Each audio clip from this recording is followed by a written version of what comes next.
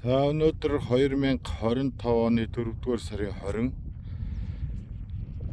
Төв аймгийн Эрдэнэ сан цумын буян төв компани талбай дээр байна. За бид 7 хоногийн өмнө чиг хаасан.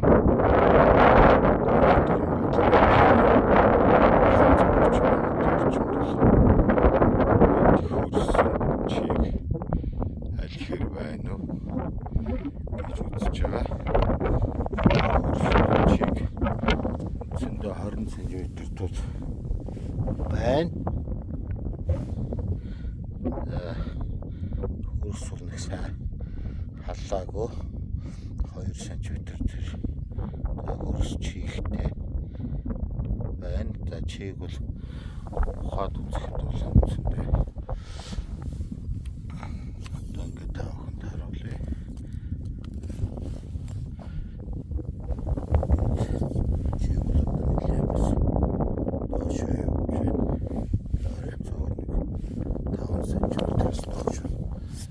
чиг байна.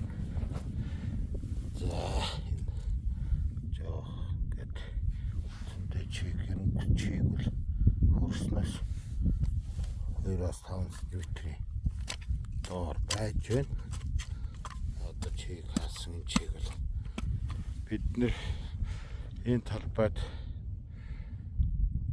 үндсэндээ Надежны 92 гээд хараа бас тарих ийм төлөвлөгөөтэй байгаа.